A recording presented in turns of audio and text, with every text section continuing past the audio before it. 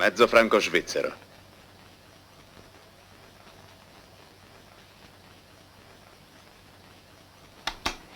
Mascaranti, fai entrare la custodia. Adesso la chiamo, dottore. Basta con le foto. Basta. Fatemi passare, largo. Dopo. Venite signora, da questa parte. Il dottore Lamberti le vuole parlare. Venite, da questa parte, prego.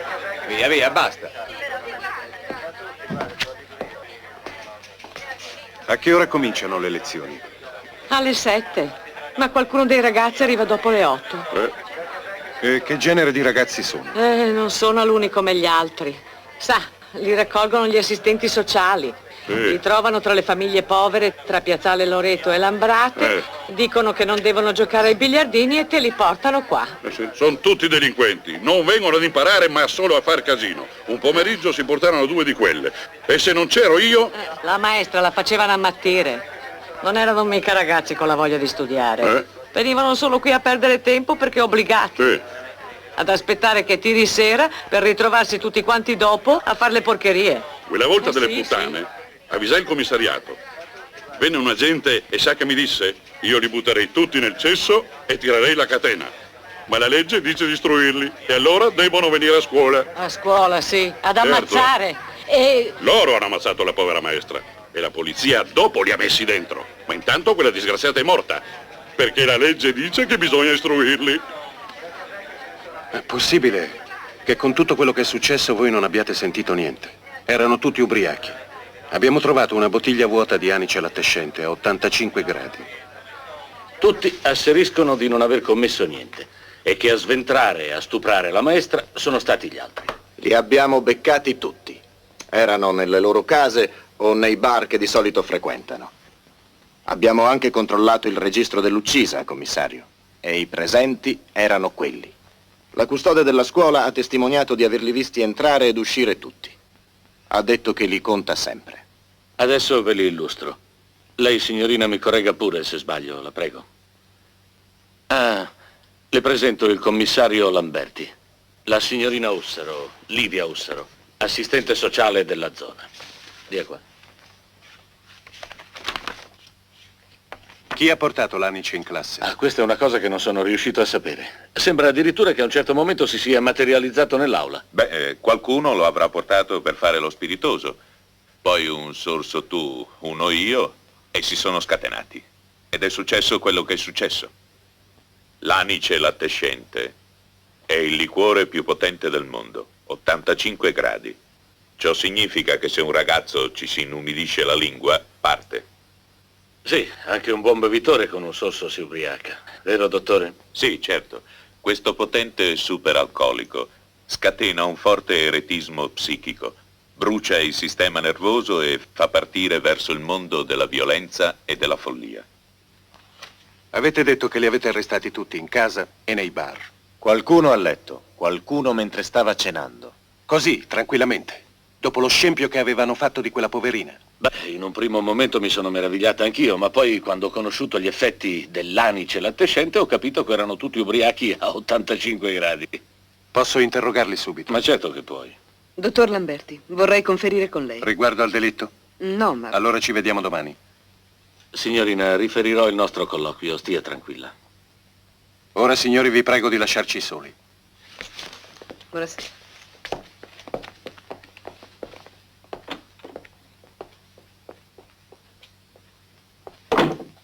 Voglio uno stenografo. Usa il registratore? No, niente registratore. Voglio uno stenografo. Già, lo stenografo non registra il rumore degli schiaffi. Ti avverto, quei ragazzi non vanno toccati, sono minorenni. Se ne picchi uno... Va bene, va bene.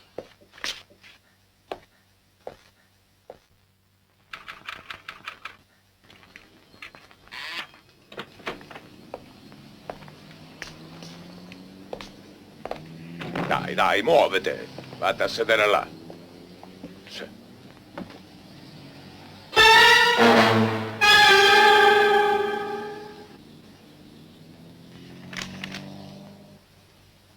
Guarda questa foto. Tienila stesa con tutte e due le mani se non vuoi che ti spacchi la faccia.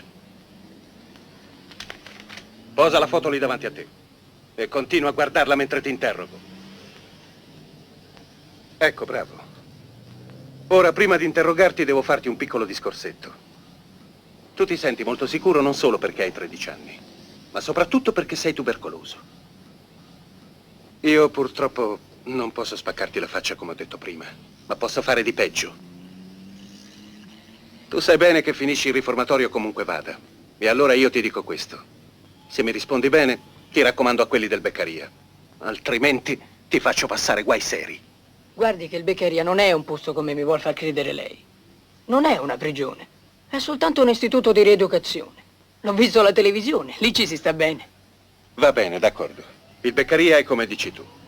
Se stai ai patti sarai curato, altrimenti... Ma che dice? Devo essere curato. È stabilito dalla legge. Io sono piccolo, sono il più piccolo. 3 sere fa sei andato a scuola. Sì, come tutte le altre sere. Però io non ho fatto niente.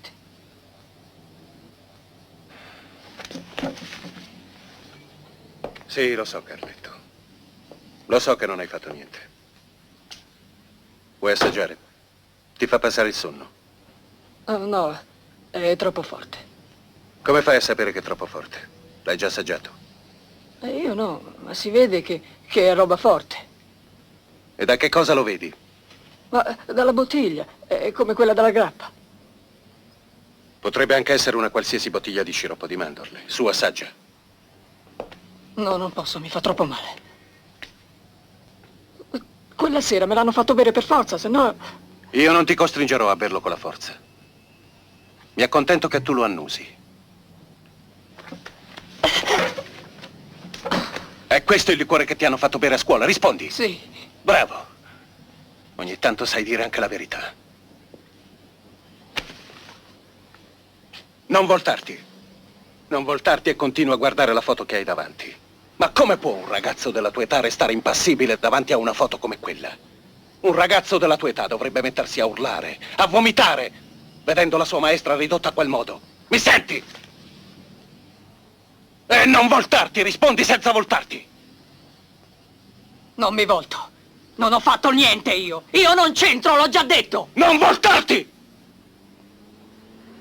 Non voltarti e continua a guardare quella fotografia. O ti porto all'obitorio e ti lascio tutta la notte con quella poveretta massacrata. La guardo, la guardo. Bravo. E mentre la guardi stammi bene a sentire. Ti ho detto che ho bisogno di un favore da te. Voglio soltanto sapere chi ha portato l'Anice a scuola. Tu me lo dici e poi te ne torni a dormire. Avanti, chi è stato? Io non lo so, non potrei dirlo.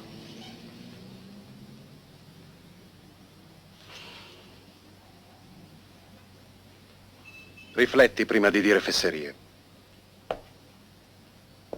Se l'ha portata qualche altro, tu potresti non essere responsabile. Te lo chiedo per l'ultima volta, chi l'ha portata in classe? Mi tenevano, mi facevano bere, io non ho visto niente. Adesso però a me mi vedi, quindi hai visto anche chi ti teneva e chi si occupava della maestra. No, non ho visto quasi niente. Quasi? Che cosa vuol dire? Che hai visto qualcosa? Sì, dottore. Ho visto che la spogliavano e allora non ho più guardato. Alla tua età, Carletto, quando si vede una donna spogliata, la si guarda!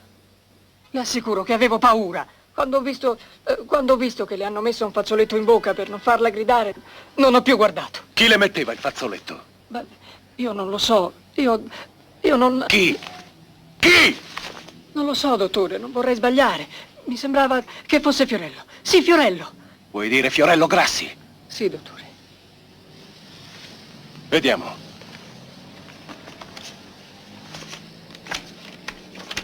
È questo? Rispondi. Sì, dottore, è proprio lui.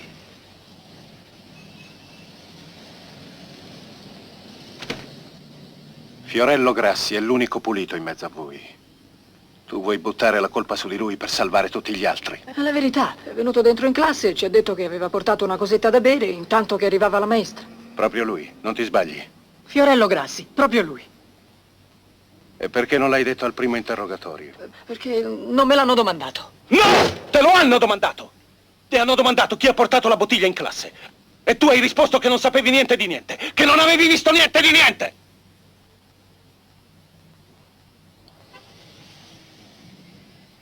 Portate via questo letame. No, aspetta.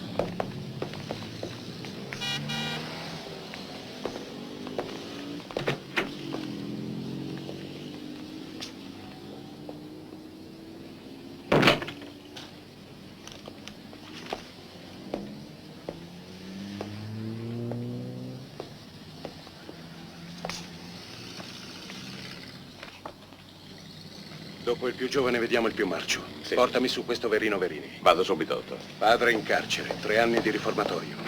Maniaco sessuale.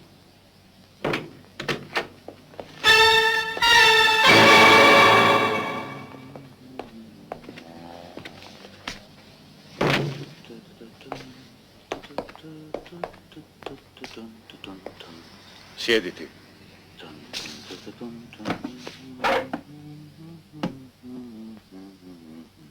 Togli le braccia dal tavolo. Così va bene.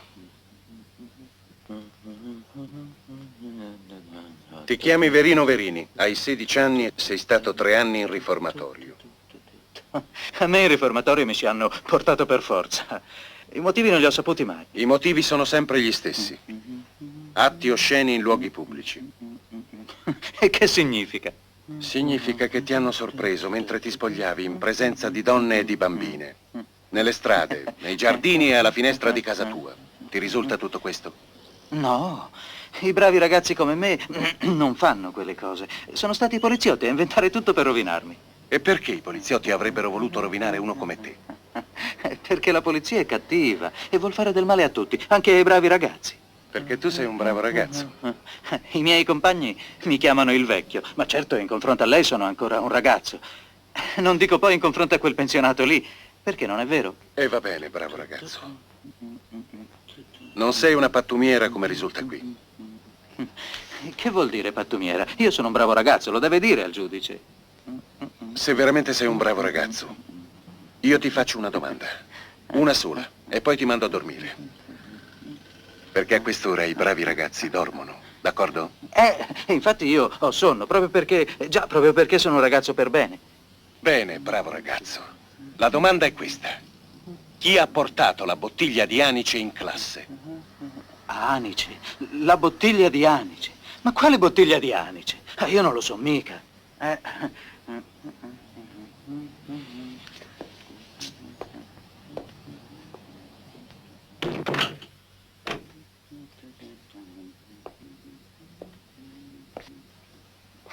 Ah! L'ha fatto apposta! L'ha fatto apposta! Si mette sui bravi ragazzi indifesi, sbirro!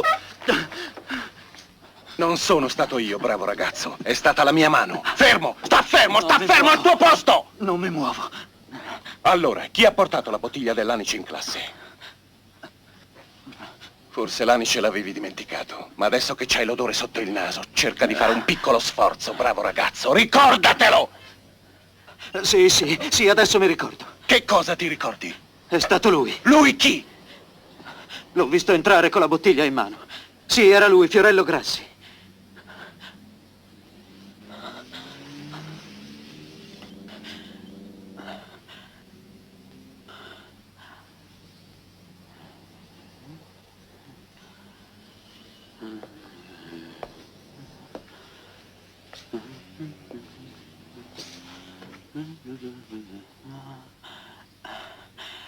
Il nostro accordo, signor commissario. Gli ho risposto alla sua domanda. Va bene, abbiamo finito. Portatelo via e lasciatelo riposare. Signor commissario. Che cosa c'è? Glielo dice al giudice che sono un bravo ragazzo. Va bene, glielo dico. Ma adesso vattene. Grazie, signor commissario.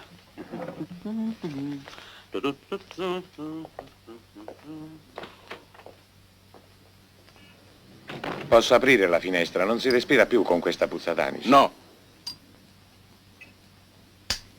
Questo odore ricorda molte cose ai nostri ragazzi. Quando li hanno arrestati erano ancora ubriachi. E chissà per quanto tempo ancora il solo odore dell'anice gli darà fastidio. Porto su Fiorello Grassi.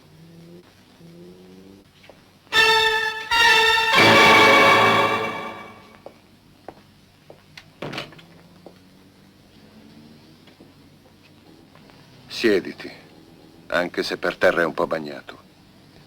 Sai, si è rovesciata una bottiglia di anice.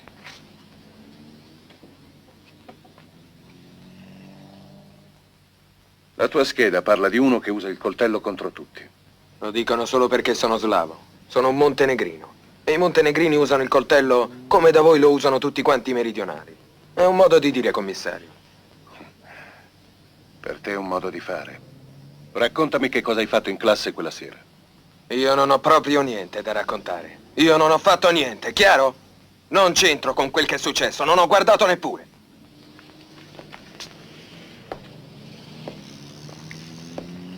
La festa su quella povera maestra è durata quasi un'ora.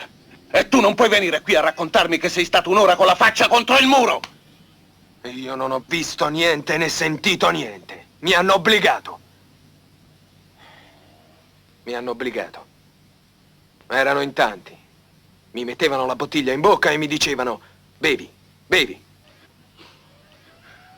Perché non ne inventi un'altra, Lucic? Ha un figlio di puttana come te, tanto veloce col coltello. Nessuno può dire bevi, bevi! Lei non può chiamarmi figlio di puttana e non può mettermi le mani addosso! Hai ragione tu, Lucic. Tu puoi prendermi per il culo. Fottertene del posto dove stai. Strafottertene anche del mio lavoro. E io non posso nemmeno chiamarti figlio di puttana. Tu ti puoi ubriacare. Puoi massacrare una povera donna. E io non posso darti nemmeno una piccola spinta.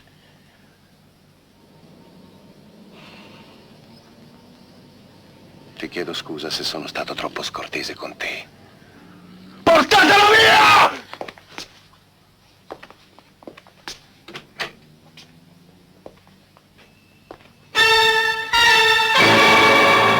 Tirati su! Svegliati, sveglia! Ah. Come ti chiami? Federico dell'Angeletto. Hai 17 anni, sei prealcolizzato e violento. Adesso ascoltami bene. Dimmi che cosa hai fatto quella sera. Se tu personalmente non hai fatto niente, dimmi che cosa hai visto. Io non ho visto né fatto niente perché dormivo. Addirittura dormivi? Sì, appena bevo un po' mi viene subito sonno. Chi ha portato l'Anice in classe? Non ho visto, dormivo. Anche prima di bere? Appena entro in aula mi metto subito a dormire. Lo possono dire anche tutti i miei compagni. Alza la voce, non capisco quello che dici. Com'è? Ho detto alza la voce più della mia! Adesso proviamo. Come ti chiami? Federico Donanzoletto. Più alta della mia! Proviamo! Che cosa hai fatto quella sera? Non ho fatto niente perché dormivo. Ancora più alta, che cosa hai visto? Non ho visto niente, dormivo. Ancora più alta! Quanto più alta? Alta, alta! Ma come? Io non capisco. Grida, grida! Grido cosa? Grida! Grida! Grida! Grida! Paolino Bovato, padre alcolizzato, madre dentro per lenocinio. Lenocinio? Ah! Volete dire che è una bagage? Verdi Benito, ha il vizio del gioco. Ha sempre denaro con sé di provenienza dubbia. A me poi l'Anice non mi piace. Marassi Carolino, orfano, piccoli furti occasionali. Avrei voluto fuggire, ma me l'hanno impedito. Marcelli Silvano, luetico, padre in carcere e madre morta. Specialità si finge epilettica. Non fingo. Io c'ho il certificato medico. È uno dei peggiori elementi del quartiere. Fa schifo come pugile. Non è E vero. fa schifo come delinquente. Non è vero. Ho fatto un match di box ieri, ero tutto intronato. Michele Castello, tipo rissoso e violento. Un rissaiolo. Mi hanno obbligato, ero talmente impaurito che non ricordo niente. Siccome la legge non mi permette di trattare a calci in faccia questi delinquenti, io uso l'Anice. Con questo metodo qualcuno starà male di stomaco, ma qualche altro cederà.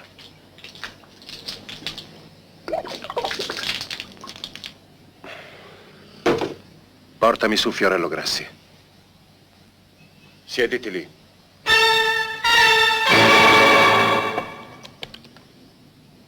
Siediti comodo.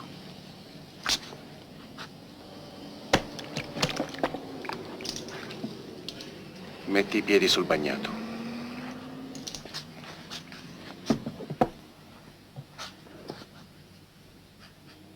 Ti chiami Fiorello Grassi, hai 16 anni e sei figlio di brava gente. E anche tu sei un bravo ragazzo. Solo che 3 sere fa eri alla scuola serale, dove hanno massacrato una povera maestra. Guarda qui. Al primo interrogatorio dicesti che non avevi visto nulla, che ti hanno costretto a bere l'Anice su cui sei seduto, che ti hanno impedito di uscire per paura che tu facessi la spia e che hai dovuto restar lì finché tutti quanti non sono usciti. È vero?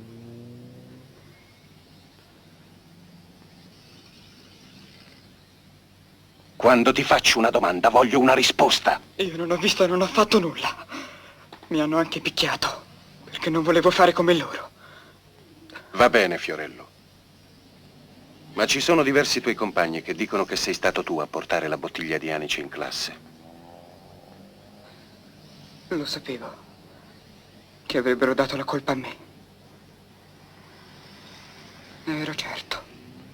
Se tu mi dici la verità, io ti aiuto.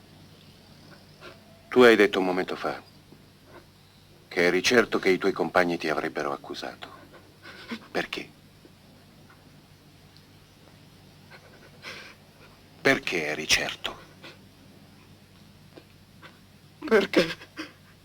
Perché io non sono come gli altri. Che cosa vuol dire? Che non sei come gli altri? Non sono come loro, ecco. E si approfittano di me. Danno sempre la colpa a me. Ma io non ho fatto niente. Mi hanno costretto a stare lì. Non sono un uomo io. Non sono un uomo io.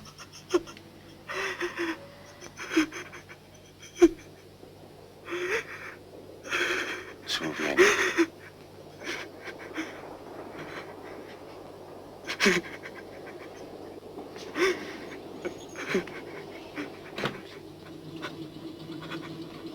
Respira profondamente.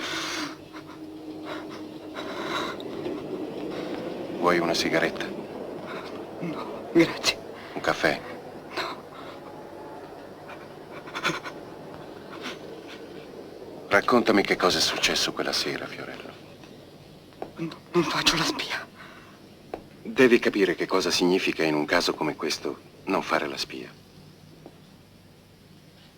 Significa rassegnarti a stare con i cattivi, rinunciare a stare con i buoni, assistere al massacro della tua maestra, rassegnarti ad essere picchiato, e soltanto perché tu non vuoi fare la spia.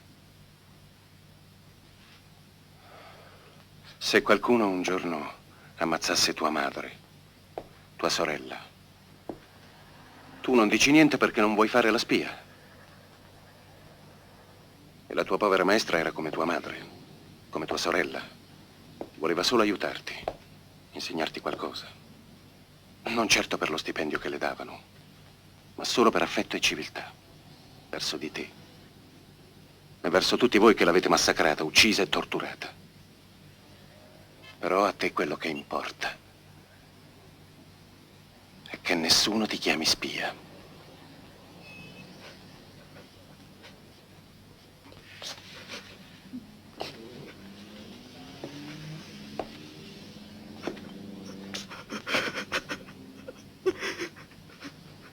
È inutile che piangi, Fiorello. Io lo so che tu non hai fatto niente, che tu non c'entri. Ma è adesso che tu commetti un delitto. Difendendo l'assassino della maestra, il vero assassino diventi tu. Io non voglio che tu mi dica tutto subito. Tu devi decidere da solo da che parte vuoi stare. E non devi aver paura di essere picchiato, come dicono i tuoi amici. Qui nessuno vuol farti niente. Se vorrai parlare, bene, altrimenti.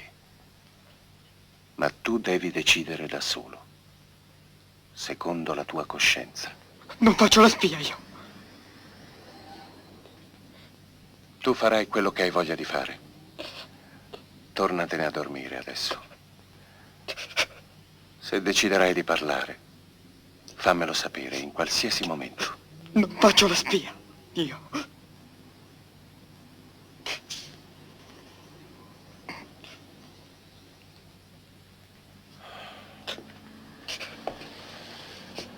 Quando deciderai da che parte stare, pensa a tutto e a tutti.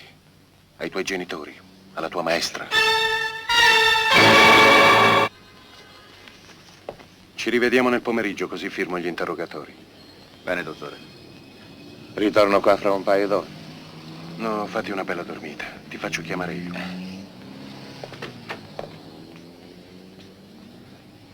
Vieni nel mio ufficio.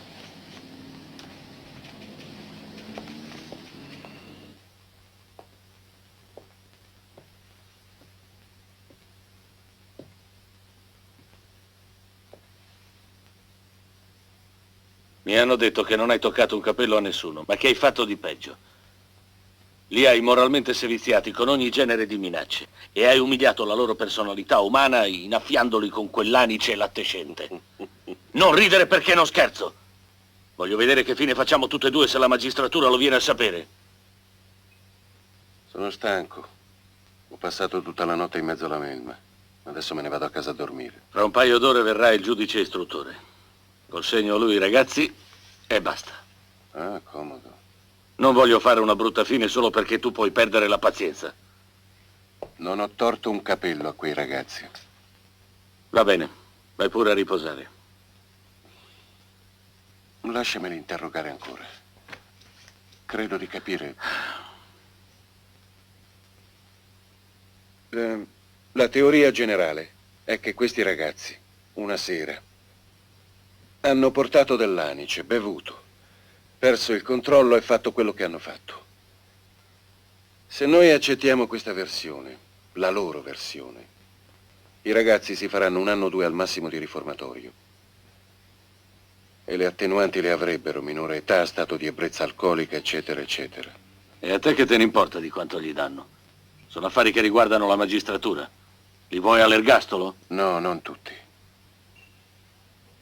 Uno solo. Chi? Non lo so. Lasciami ancora un po' di tempo e ti porto nomi e prove. Ma allora non hai scoperto niente. Del resto li avevo già interrogati io e non c'era niente da scoprire. Sono una massa di carogni e basta. Non si cava di più.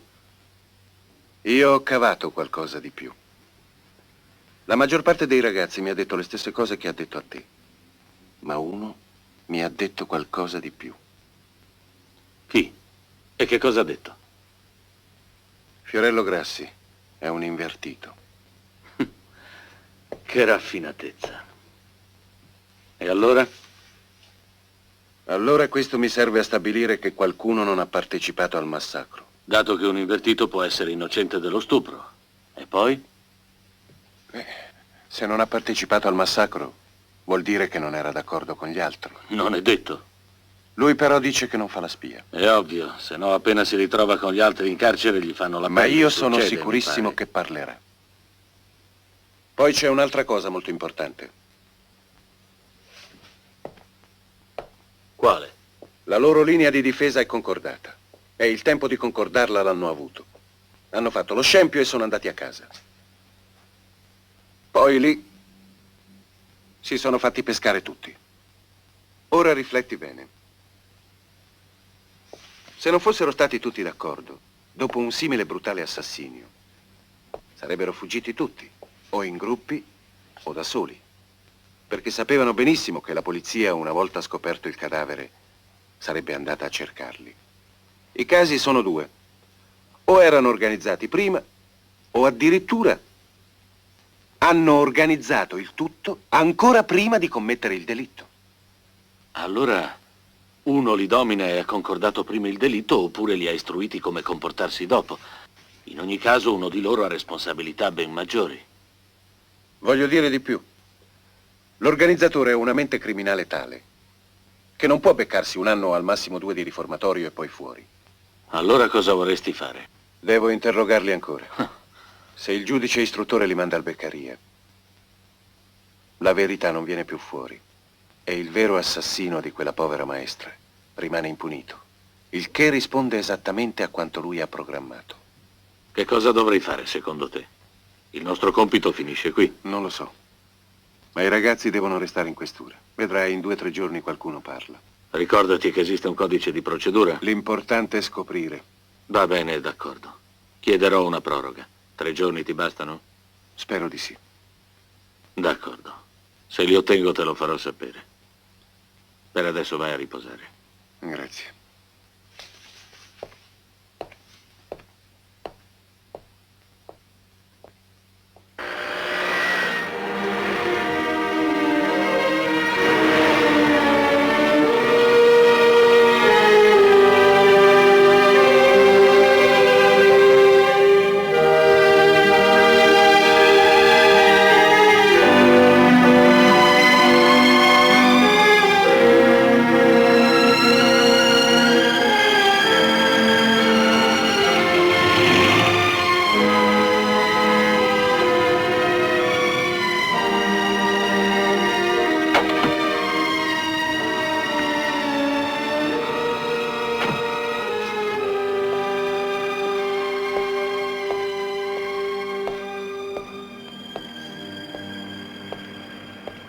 Dottore, sono Mascarambi. Dottore, sa quel ragazzo, quello che non è giusto, quello che gli pesa la recchia. Fiorello Grassi? Sì, proprio lui. Vuol parlare solo con lei. Sta piangendo come una bambina, vola a lei. Tiralo fuori dalla cella e portalo immediatamente nel mio ufficio. Io vengo subito.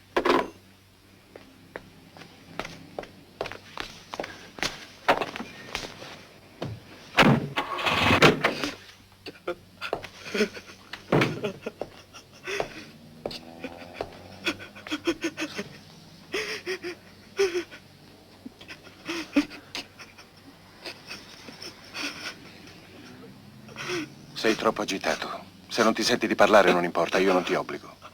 Non ho fatto niente io. Ti ho già detto che ti credo, ma adesso calmati. Ti crederanno anche i giudici. Sei un bravo ragazzo tu. Non ho fatto niente io. Ma so chi è la causa di tutto.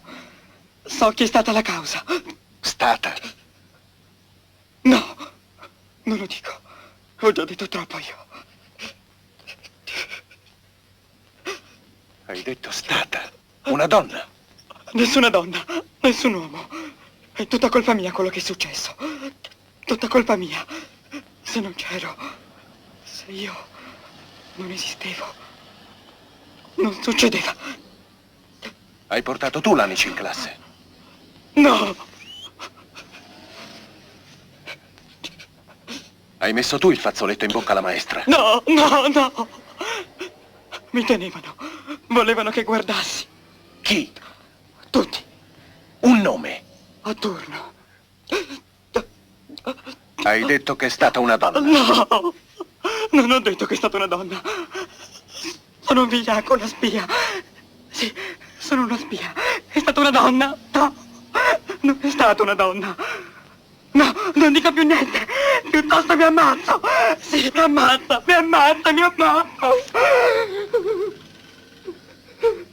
Va bene, ma adesso calmati. Sta calmo, calmo.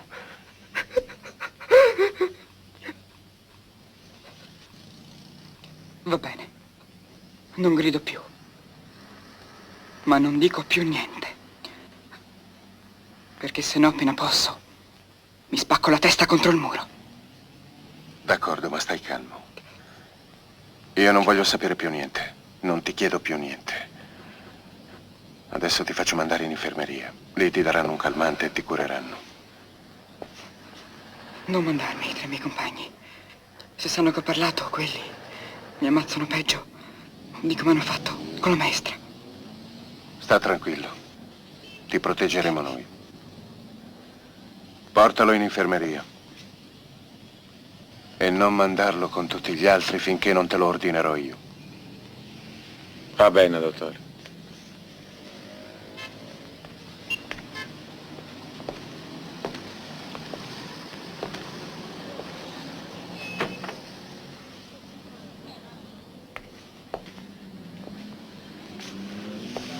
È stata una donna. Come fai a saperlo? Me l'ha detto uno dei ragazzi. Chi? L'invertito, Fiorello Grassi. Quello che hai mandato in infermeria? Ti ha preso in giro. Adesso se ne sta comodamente in un letto pulito invece di essere in cella con gli altri. Se giri a vuoto è inutile che tu continui. Voglio liberarmi di quella marmaglia. Non ti interessa sapere chi ha spinto al massacro quei ragazzi? No, non mi interessa. Ci sono cose molto più importanti. Ogni giorno qui a Milano avvengono rapine, si spara, si ammazza. Questo è più urgente. Un caso vale l'altro finché non è risolto. E quei ragazzi non avrebbero commesso un delitto se per... Se c'è un responsabile salterà fuori al processo, o anche prima. Prima del processo passeranno mesi e mesi. E in tanto tempo finiranno per parlare. Finora quello che è certo è che la maestra è stata seviziata e assassinata da quella marmaglia. E il nostro lavoro noi l'abbiamo fatto. Tutti i colpevoli sono dentro. Ha parlato di una donna. Io... No, non posso tenere oltre quei ragazzi. Mi hanno già telefonato dal Palazzo di Giustizia per tacere la solita cagnara dei giornali. E va bene. Mandali pure al Beccaria. Ma avverti di sorvegliare Fiorello Grassi, altrimenti si ucciderà o verrà ucciso. Ma insomma, solamente perché è un ragazzo, un invertito, per poter passare in infermeria, ti ha parlato di una donna. Uno che in 16 anni di fesserie ne avrà raccontate tante... No, non è solo per questo. E perché altro? Se Grassi parla di una donna, la dobbiamo chiamare mandante. E se veramente esiste un simile mostro, perché di mostro si tratta, poiché ha fatto scatenare tutti quei ragazzi in un'aula scolastica, su una maestrina nemmeno troppo piacente, quando da Piazzale Loreto a Parco Lambro avrebbe potuto benissimo organizzare quel festino senza essere presi, una belva simile non può circolare, non deve! Se esiste. Esiste. Non hai nessuna prova. Il delitto concertato a scaricabarile è più che una prova. Lo era già ancora prima che Grassi ne parlasse. Ora, con quell'ammissione del Grassi, noi abbiamo molto di più in mano. Lasciamela cercare, questa donna. E va bene, cercala. Ma attento a non combinarmi storie che facciano saltare il posto a te e a me. Attento a quel Grassi, però. Grassi è dentro. E se è stato lui a dirigere il massacro, ce l'ho quando voglio. Ho bisogno di un paio d'uomini. Prendi i mascaranti e lo cascio, però ufficialmente sei solo tu a condurre le indagini. Va bene. E non farmene pentire. D'accordo.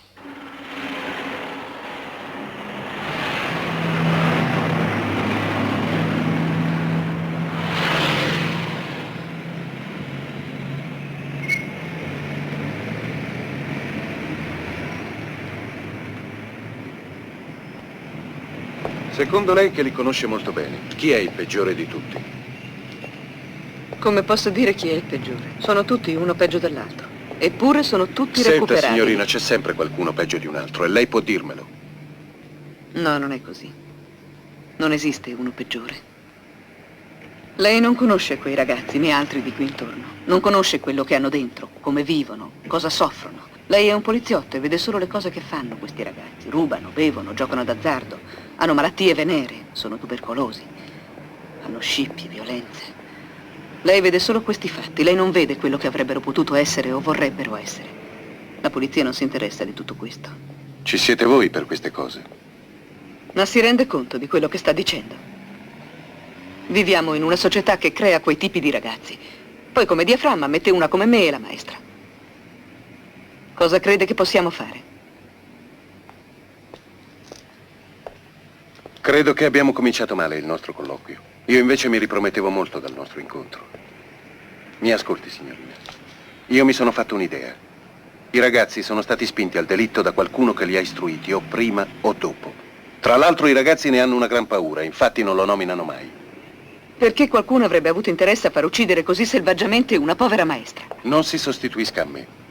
Se esiste un movente lo troveremo, se c'è. Ma si rende conto che a quei ragazzi così carichi di tare fisiche e morali basta un po' di liquore come quell'anice per scatenarsi come bestie feroci? Me ne rendo conto perfettamente. E credo che qualcuno ne abbia approfittato di questa eventualità. I ragazzi devono averne una gran paura se non ne fanno mai il nome. Nessuno dice il nome perché questa persona non esiste.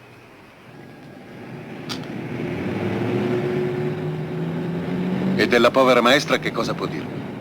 Solo bene. Seguiva i ragazzi. Non spandeva nozioni, ma si assicurava che apprendessero veramente. Di 2 o 3 mi disse una volta era addirittura entusiasta di come la seguivano. Di chi, per esempio? Lei non smette neanche per un attimo di essere poliziotto? Ho chiesto la sua collaborazione non soltanto perché possa essermi utile, ma anche perché possa essere utile ai ragazzi. Ma anche se non sembro, sono un suo e un loro amico. Un poliziotto non può essere amico di nessuno. Anch'io sogno una società dove i poliziotti possano essere amici della gente. Anch'io credo che quei ragazzi potevano diventare utili alla società, ma questo sul piano del principio. Però all'obitorio c'è un corpo straziato che invoca giustizia. Se lei mi fornisce 2 nomi di quei ragazzi che seguivano con affetto e attenzione la maestra, io posso anche escluderli dal massacro e forse riuscirò a scoprire il vero colpevole. Facendo così lei aiuta tutti. Fiorello Grassi e Carolino Marassi. Credo che li vedesse anche fuori dell'ora di scuola. Che altro sa sull'argomento? Nient'altro. Dove andiamo? In via General Fara. Dobbiamo interrogare la famiglia di Dell'Angeletto, la sorella di Verini e la zia di Benito Verdi. Viene con noi? Sì. Il signor Dell'Angeletto. Non c'è. Lei è la moglie? Sì, perché? Dovrei parlargli. È sceso un momento qui sotto all'osteria. Grazie, signore. E mio figlio? A mio figlio cosa gli faranno? Un processo. Lei l'ha visto. Come sta? Lo avete picchiato? No, non l'abbiamo picchiato. Gli abbiamo dato delle sigarette e fatto fare un bagno. Lo so che è un delinquente, ma non picchiatelo. È per mio figlio. Sì. Dovrei farle qualche domanda. A me mio figlio non interessa più. Ma interessa a noi. Vorrei sapere se suo figlio aveva qualche amicizia femminile. Ma non con una coetanea. Con una donna molto più anziana di lui. Queste cose i figli non le raccontano mai al padre o alla madre. Forse al bar, agli amici, magari al primo venuto, ma al padre e alla madre mai. Sì, è vero, ma forse lei potrebbe indicarmi qualche suo amico del quartiere, che è a conoscenza se Federico aveva una donna più anziana di lui. Ma ce l'hanno tutti quanti, la vecchia. Oggi le donne sono tutte puttane. Oh, scusi, signorina, volevo dire che ce ne sono molte. Non si preoccupi. Mi scusi tanto. Vede, se riusciamo a sapere il nome di questa donna, può essere molto importante anche per il suo ragazzo.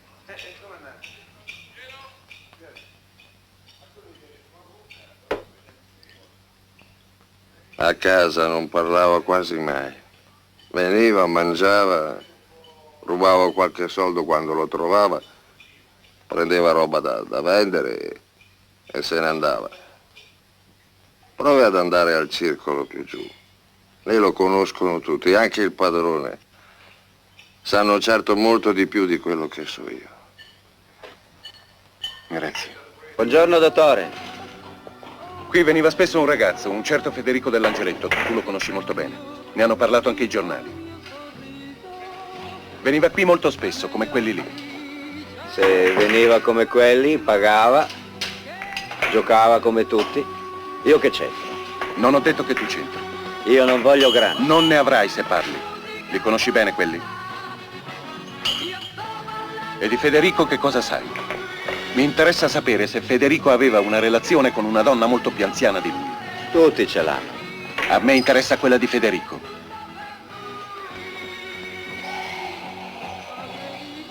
Io non l'ho mai vista.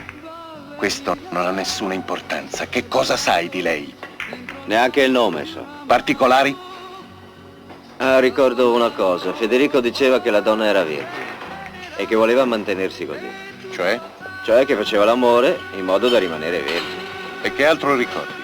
Gli dava dei soldi. Una volta è venuto con 300.000 lire. Dai discorsi che faceva, che idea ti sei fatta sull'età? Ma 30, 40, non ci ho mai riflettuto. Sa, loro parlano ma io non ascolto. Parlano ma non mi interessa quello che dicono. Chi altro veniva qui?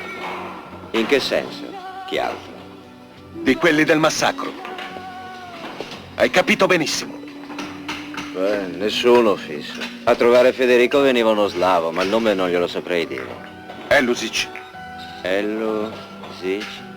Ma gli slavi sono tutti sic, proprio non glielo saprei dire. E va bene, arrivederci. Ci vediamo domani per controllare la licenza. Dottor Lamberti, dottore, la mia licenza è a posto, quasi a posto. E i flipper li dovevo levare da un momento all'altro. Aspetto il camion. La donna di Dell'Angeletto si chiama Beatrice Romani e lavora come infermiera presso un medico. Viale Brianza 6, secondo piano, interno 4.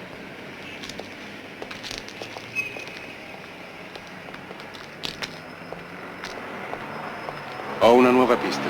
Tu vai dalla sorella di Verini e dalla zia di Benito. Ci vediamo alla centrale. È per l'automobile. Prendete un taxi. Ah, andiamo, Cascia, ti porti in Dax.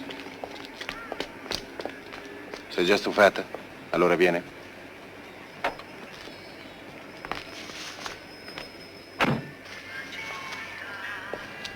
Lei è la sorella di Verino Verini. Polizia?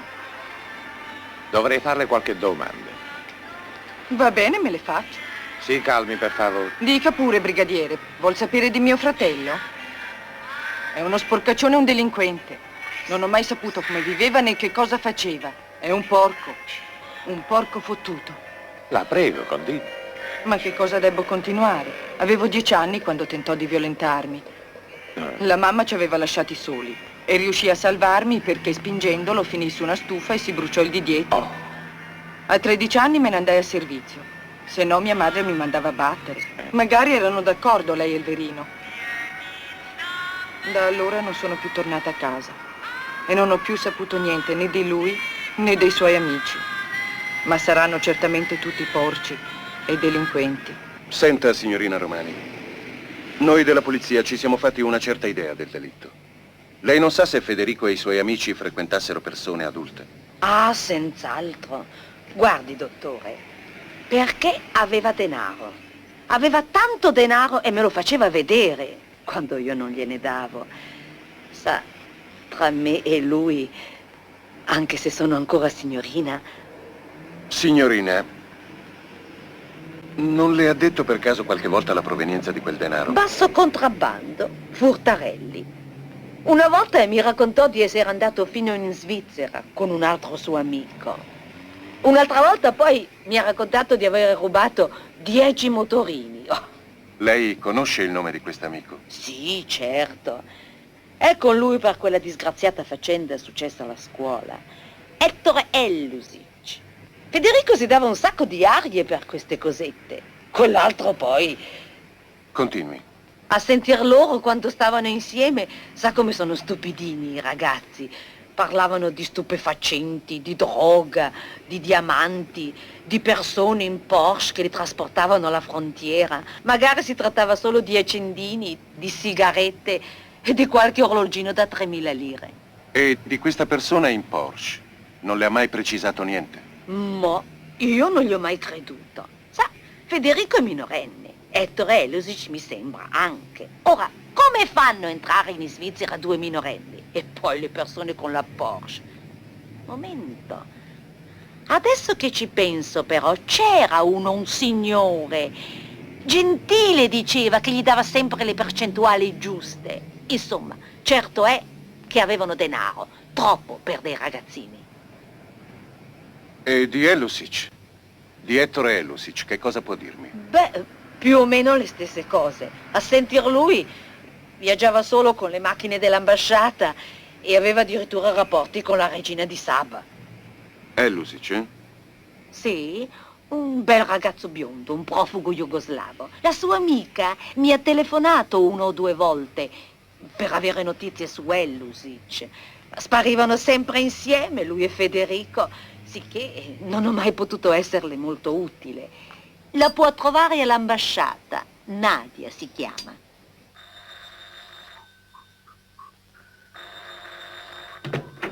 Buongiorno. Ormai sono abituata alla polizia, sa? È da anni, è da quando il tribunale mi ha affidato la custodia di Benito, che vengono qui i poliziotti. Io non volevo prenderla quella grana, che se li tengono loro certi ragazzi, ma sa, sono l'unica parente, ma lei cosa vuole? Il guaglione abitava qui con lei come stabilito con la legge? Sì, certo, per legge doveva abitare qui. Mi dissero, se lo prende in custodia, povero ragazzo. Lei poi è sola, vedova, lei potrà educarlo, le farà compagnia e lei potrà portarlo fuori dalla cattiva strada. Ed io che sono scema mi sono fatta convincere. Sa se mai è stato nella Svizzera? Ma lei come fa a saperlo? Io non lo so, lo chiedo. Sì, certo. Una volta tornò con diversi pacchetti di sigarette e mi disse che li aveva presi appunto in Svizzera. E lei lo sa che se lui è stato nella Svizzera c'è stato non solo senza passaporto, ma essendo minorenne e sotto tutela, se è stato nella Svizzera e c'è stato illegalmente. Sì, certo che lo so. E quando mancava di casa per 2 o 3 giorni, io telefonavo alla polizia. Era sotto la mia custodia, ero obbligata a farlo. E sa che mi rispondeva il poliziotto di turno? Mi diceva, sì signora, prendiamo nota e riattaccava. E beh, con tutti i delinquenti che hanno per le mani, cosa vuole che possano interessarsi a un minorenne affidato alla zia? Ma perché non ha avvisato subito la polizia del suo viaggio nella Svizzera? Perché? Perché mio nipote è un delinquente. E se sapeva che lo denunciavo, chissà come l'avrebbe presa. Terum, avevate già fregato con la sua custodia? Signora Novak, da quanto tempo conosce Ettore Ellusic? 2 anni circa. Che cosa pensa di lui? È un volgare mascalzone. Come mai lo definisce così? Io conosco la natura dei vostri rapporti. La natura dei nostri rapporti non implica che io non sappia distinguere un mascalzone da una persona onesta. Mi permetta di insistere. La ricattava? Assolutamente no. Non tema di compromettere la situazione di Ettore Ellusic. È imputato di omicidio, vilipendio di cadavere, sevizie, violenza carnale. Quindi ricatto più, ricatto meno, signora Novak, io penso che non sia proprio il caso. Dottor Lamberti, io stessa gli davo il denaro, altrimenti non veniva a trovarmi. Non ho scusanti. I ragazzi maneggiavano denaro, questo è provato. Sì, ma le fonti sono diverse. I franchi svizzeri, per esempio, indicano viaggi. Mi è capitato di avere dei dollari nella borsetta, eppure non sono mai stata in America. D'accordo, questo per quanto la riguarda, ma io sono un poliziotto e devo seguire la pista. Come? Andrò da un grosso ex contrabbandiere. È un nostro informatore. Allora, lascia la pista delle donne. Sì, credo proprio di sì. È una pista che mi ha fruttato molto poco. Risulta che tutte le donne sono soltanto vittime. Rischio di far ricerche per settimane, per poi scoprire che Fiorello Grassi si è inventato tutto. Bene, io la saluto.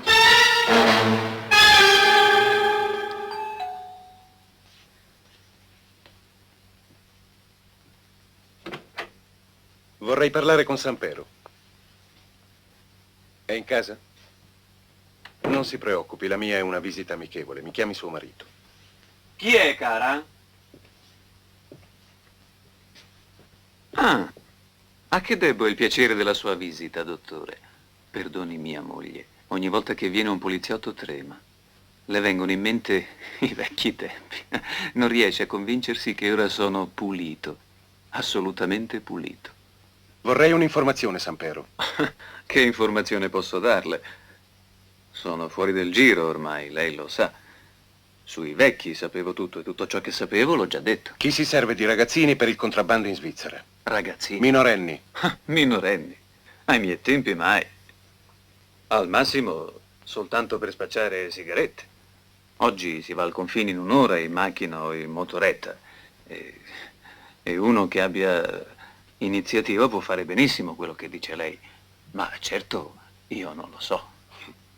Queste cose nell'ambiente si sanno. Lei dice bene, dottore, nell'ambiente. Ma io ne sono fuori da un pezzo e lei lo sa. Io so, come sai tu, che in un'ora si va al confine. E che uno che è fuori dall'ambiente in un'ora è di nuovo dentro. Ci siamo capiti, eh? Beh, se sai qualcosa telefona, Sampero. Ah, ma sicuro, le telefono in ogni caso. Arrivederci, dottore.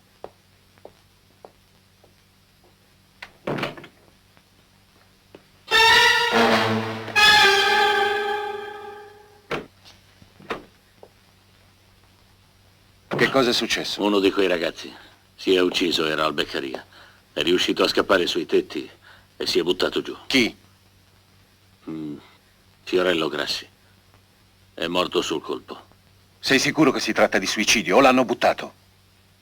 Non lo so. Si è ammazzato o l'hanno scaraventato giù, direttore? Tutti i ragazzi stavano andando al refettorio quando uno dei sorveglianti si è accorto che ne mancava uno. Era il Grassi. E l'hanno visto buttarsi? Il sorvegliante è lo stesso che l'ha accompagnato all'ospedale, ma non ho ancora avuto il rapporto. Sapete, è successo poco fa. Non è ancora tornato. Lo aspetto da un istante all'altro. Dove sono i ragazzi adesso? Li ho fatti radunare tutti nel cortile. Sono là. Ah, sei tu, Mecca. Di com'è andata?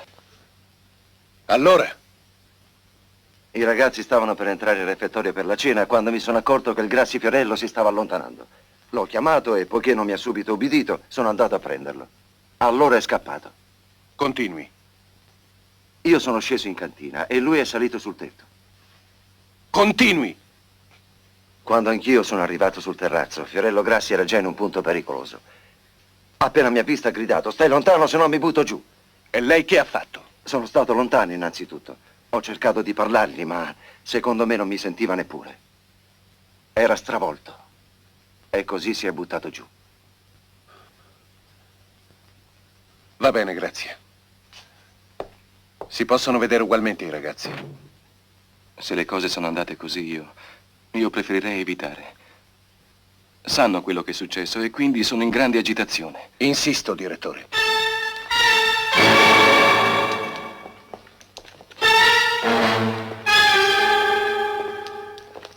Tirati su, tu.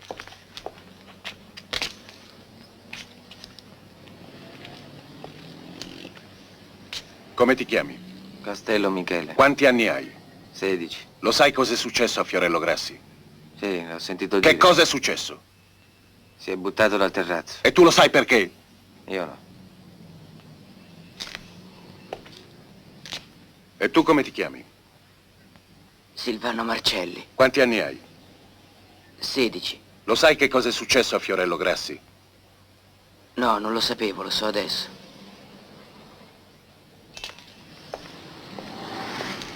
Tu eri amico di Fiorello, vero? Andavo a scuola con lui. Ma lo vedevi anche fuori scuola, no? Come tutti, ogni tanto, per caso.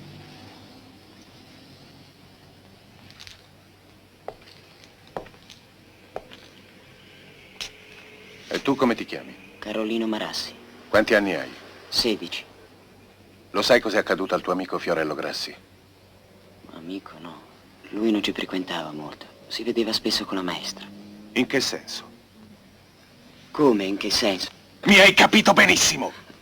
Beh, veramente Era lei che lo stuzzicava. Non di persona, però. Sa, Fiorello credeva di essere... E la maestra era convinta del contrario. Gli presentava le ragazze. Ma... Anche tu uscivi con la maestra. le ho fatto credere di avere certe tendenze. Così lei mi correggeva. Ci ho provato, ecco. Secondo te perché Fiorello si è buttato dal tetto? Lo sanno tutti che quelli come lui le fanno certe cose. Fiorello era un ragazzo sensibile. Non era mai stato in un posto come questo. Non ce l'ha fatta.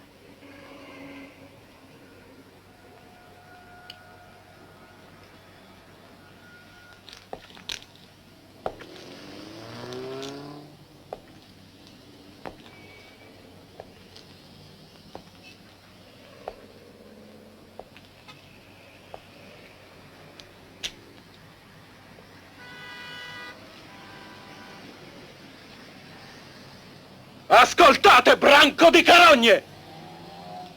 Mentre voi ve ne state qui a prendere pulci, io ho scoperto parecchie cose.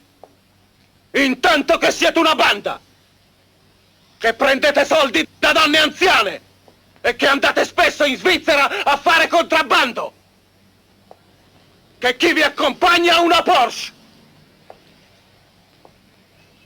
Dovessi controllare tutte le Porsche che ci sono in Italia, troverò quella che vi ha portato! Adesso mi interessa poco sapere se contrabbandavate stupefacenti o sigarette! Mi occorre quell'uomo! Per quale motivo volete pagare per lui? Può darsi che chi ha organizzato il tutto è uno di voi, 2 di voi, 3 di voi! Ma una porcheria simile non potete averla concepita da soli! Voi vi illudete che accusandovi l'un l'altro ve la scappottate! No! Perché io non vi mollo! Vi perseguiterò sino nei riformatori a cui sarete destinati! Vi aspetterò fuori! Su questo ci potete contare tutti quanti! Sono stati addestrati a eludere la legge. E finché noi continueremo a interrogarli secondo i regolamenti, non caveremo mai niente di utile che possa aiutarci. Ma lei come vorrebbe procedere? Con mezzi coercitivi? No. Mi è venuta un'idea. Affidatemi uno di quei ragazzi. Affidarlo come? In consegna, solamente per qualche giorno. Ma non credo che i regolamenti lo permettano. Lo terrò io, a casa mia. Gli parlo e gli faccio dire tutta la verità. Questi ragazzi non parlano unicamente perché hanno paura di qualcuno. Se riesco a convincere uno di questi ragazzi a parlare in un ambiente diverso da questo, è fatta. Ma per riuscire nell'intento ho bisogno di tenerlo lontano, di ispirargli fiducia, di convincerlo che fa molto meglio ad ascoltare me invece che qualcun altro. La magistratura ha affidato la loro custodia a questo istituto. Un qualunque poliziotto come te o me non può prendersi uno di questi ragazzi e portarselo a casa. E se le scappasse? O si uccidesse come ha fatto Fiorello Grassi. No, non lo lascerò né uccidersi né scappare. Guardi che io sono d'accordo con lei, ma il dottore ha perfettamente ragione. D'altronde nessun magistrato si prenderebbe la responsabilità di una procedura così poco ortodossa, tantomeno io da solo. Perché non prova, direttore? Il magistrato mi ha detto che il direttore è felice di consegnarti un ragazzo. Beato lui. È un uomo intelligente. Stammi a sentire, visto che tra persone intelligenti vi capite. Se questo ragazzo ti scappa, tu perdi il posto. E sarò proprio io a buttarti fuori, con le mie mani. Che privilegio. Se gli succede qualche cosa, se si rompe una gamba, se qualcuno lo ferisce... O te lo porta via, non solo perdi il posto, ma vai anche in galera. Lo so. E poiché ti ho raccomandato anch'io al magistrato... Non solo perdi il posto e vai in galera. Ma ti rompo la faccia prima io. D'accordo. Auguri. Grazie. Ah, senti. Chi è che hai scelto? Carolino Marassi.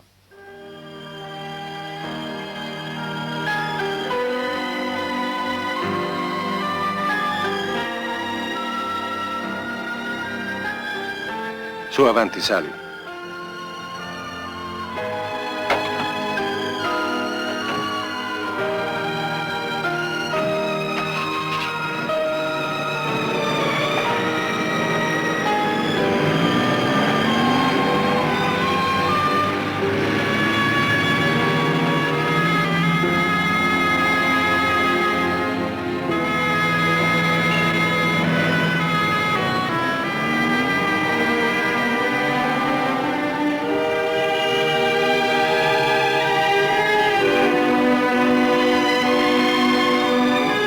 Andiamo a casa mia.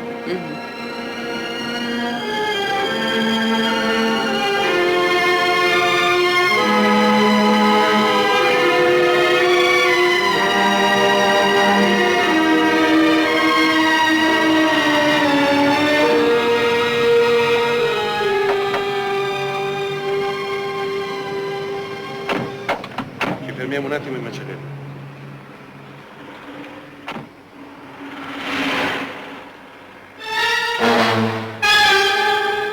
Buongiorno, dottor, mi dica.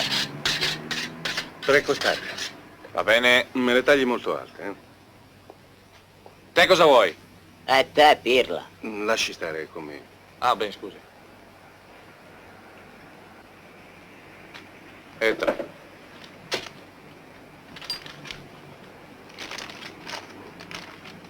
Là.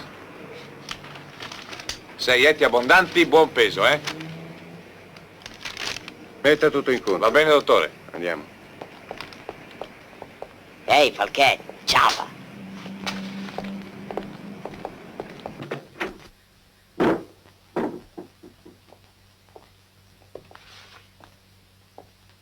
Dai.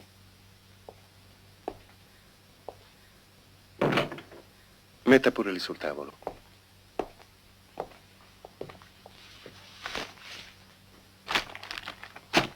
Vieni. Adesso ti fai un bel bagno. Su, togliti i vestiti e metti tutta la tua roba lì per terra. Pidocchi? No, cimici sì. Quelle dei pagliericci, però. Sono molte. Qualcuna resta. Io ne ho poche. Ah, meglio così.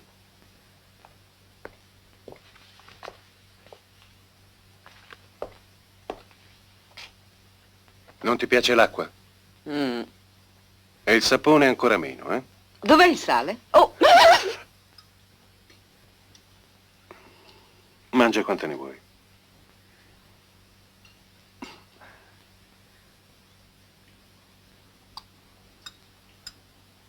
Bevi, no?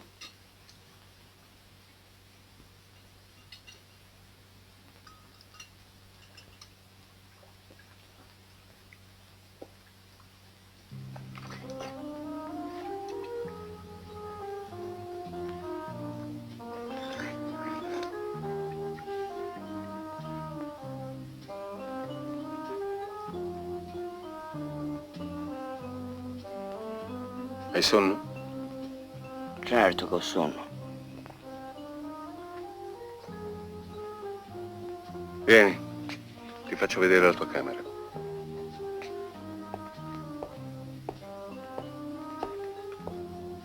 Notte, Carolina. Quello è il tuo letto.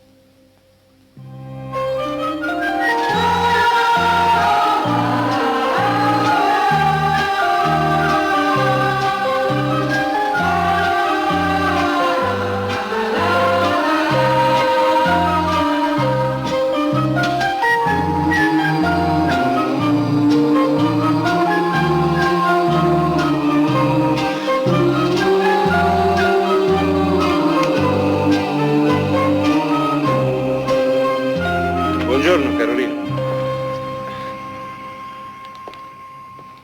Ti ho portato della roba. L'ho presa un po' a occhio. Guarda se ti va bene. Usciamo, Livia ci aspetta.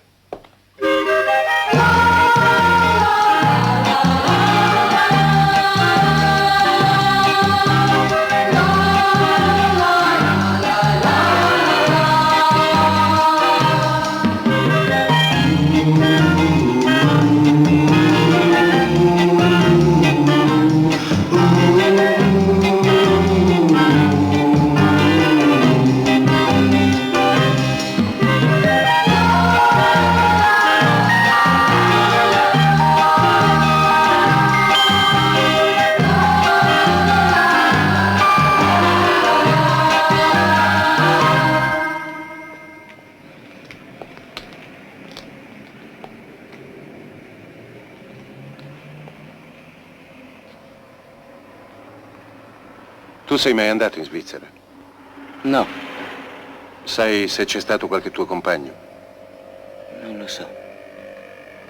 Lo sai che quella sera, quando avete ucciso la maestra, uno di voi ha perduto una moneta svizzera? E con questo? Va bene, tu non sai niente. Oggi è il quinto giorno che passi con me. Tra 2 devi tornare dentro. E questo sinceramente mi dispiace. Io posso anche evitare di farti tornare al Beccaria e posso fare di più. Posso trovare qualcuno che garantisca per te. Ti trovo un lavoro, così non torni più dentro. Hai ancora 2 giorni. Io di solito non do consigli, ma questa volta a te uno voglio darlo. Aiutaci a scoprire chi ha combinato tutto quel macello. E tu torni ad essere una persona come si deve, che si lava, mangia, lavora, sta all'aperto. Pensaci. Pensaci su.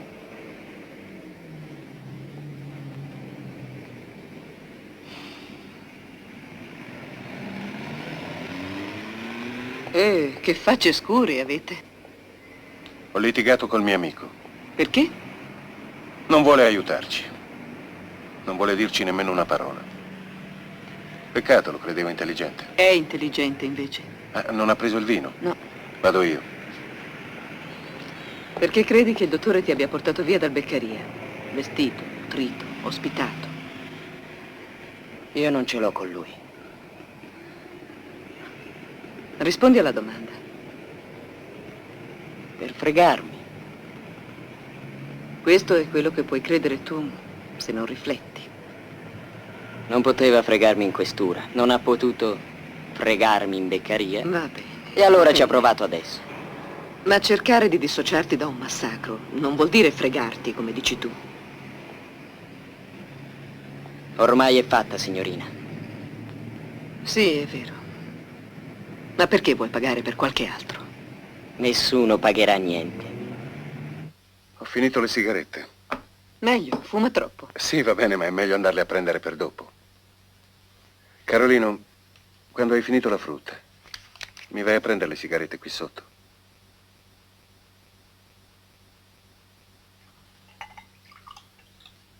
Ho già finito. Torna presto. Il fumo farà male, ma si sta peggio senza. Torno subito.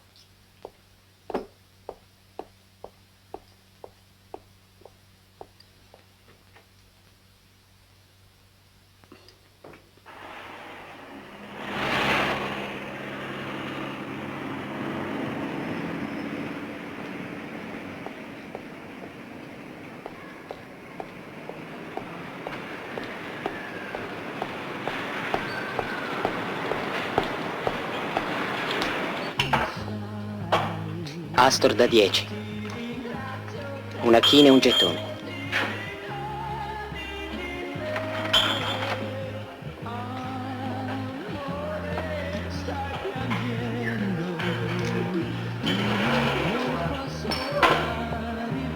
Una china liscia. Subito.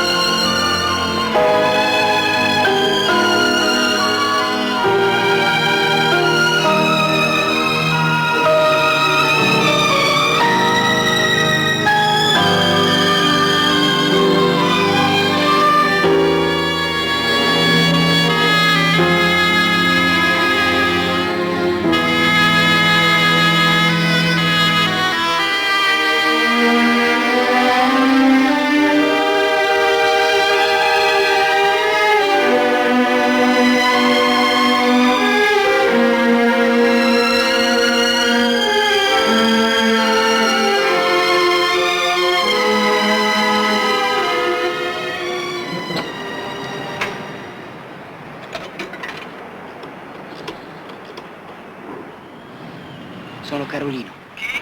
Carolino. Non eri al Beccaria? Mi hanno fatto uscire. Come ti hanno fatto uscire? Raccontami tutto bene. Ora non posso. Vengo da te. No, assolutamente no. Vengo lo stesso. Subito.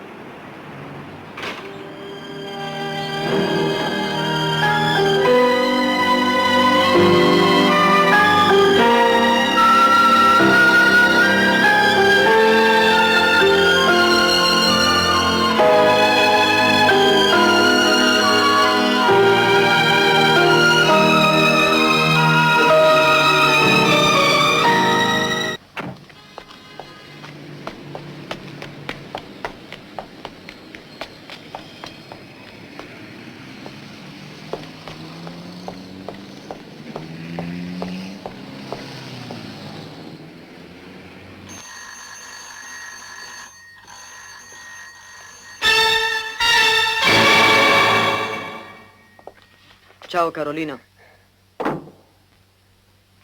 Adesso racconta tutto con calma. Hai saputo che Fiorello Grassi si è ucciso? Dovevi lasciarlo perdere. Se con te non voleva stare, pazienza. E a conti fatti dovevi lasciar perdere anche la maestra. Adesso i morti sono 2. Dimmi com'è che sei fuori. Lo cascio. Vado a vedere se c'è un'uscita posteriore. Tieni gli occhi aperti tu, mi raccomando,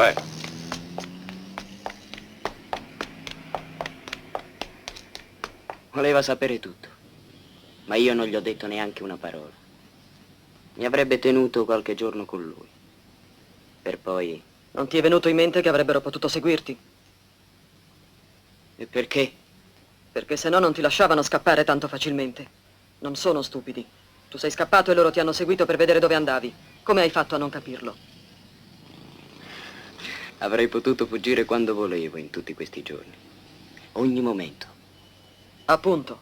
E loro erano pronti a seguirti in ogni momento. Come hanno fatto oggi. Ma sei sicura? Ne sono sicurissima. Su, vieni a vedere.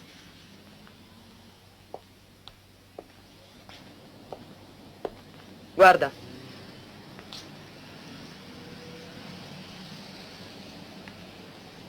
E adesso? Adesso ci penserò io. Vado un momento di là.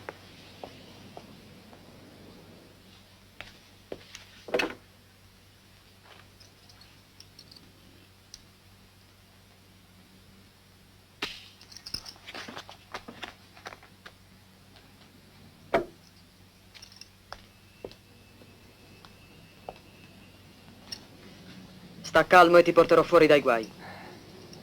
Tu esci subito di qui per il terrazzo ed esci all'altro isolato, ti ricordi? Lo hai già fatto un'altra volta. L'altra volta era notte. Su, va. Ora possono vedermi. Se ti vedono l'importante è di non scappare. Di che hai fatto una scommessa, sei un ragazzo. Ti crederanno, vedrai. Poi vestito come un signore.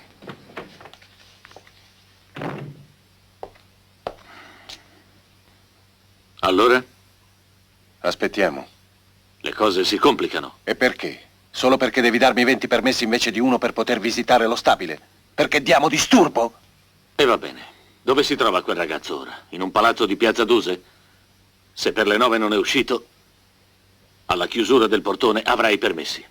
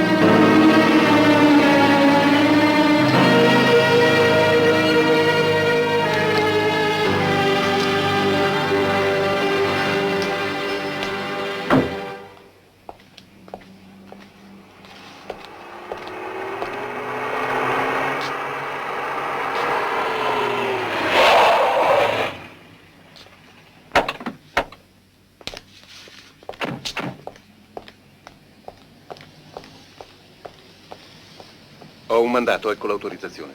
Comincio dall'ultimo piano.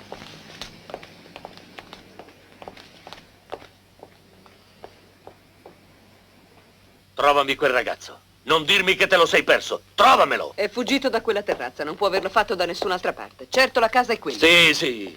Forse è la persona che cerchiamo. Ma come facciamo a provare che è stato lui a istigare i ragazzi a uccidere? Con le tue sottili intuizioni? Per una storia del genere ci vogliono delle prove. E a noi adesso manca anche Carolino. Ci si vede domani. O stanotte stessa, se c'è qualcosa di nuovo. La polizia ha distribuito le foto di Carolino. Hanno disposto ovunque posti di blocco e... Dica pure la frase storica. Non può essere andato lontano.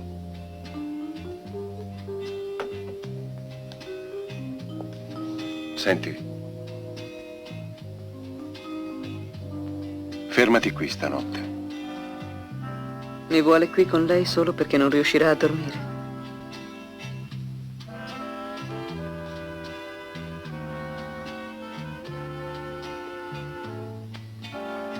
La prima volta con te.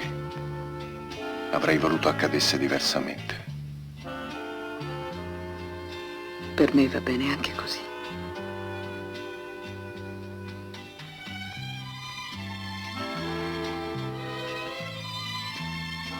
Che posso fare per lui?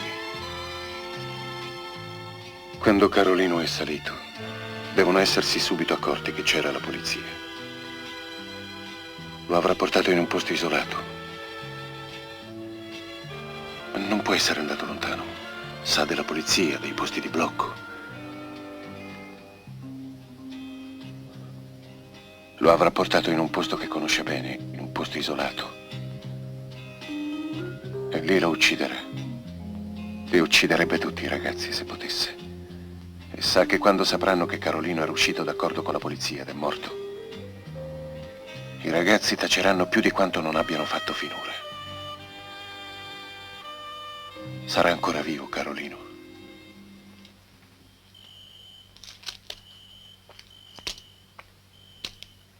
Era una baracca per gli operai che lavoravano all'Enel. L'hanno lasciata così.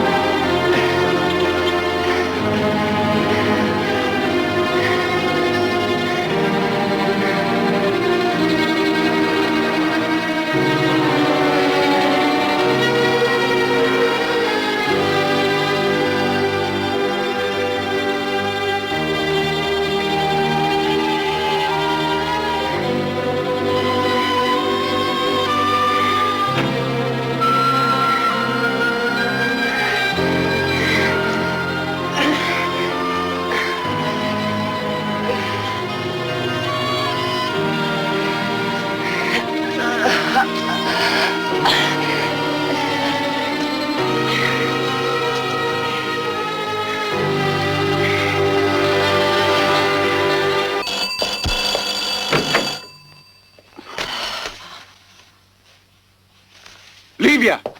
Livia!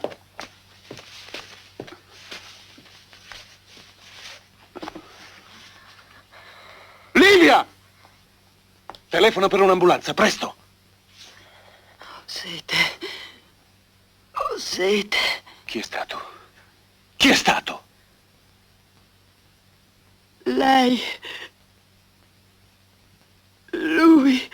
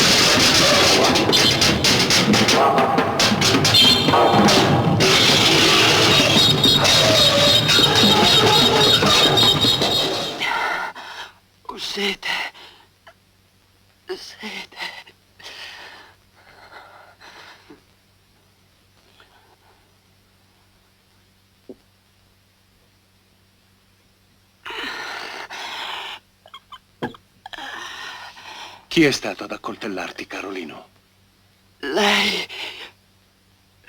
Lui. E dov'è adesso? In una baracca dell'Enel. Sulla strada di Magenta. Alla baracca 12. Avvisa la questura di mandare una squadra sulla via di Magenta, alla baracca 12. L'ho difeso. L'ho colpito.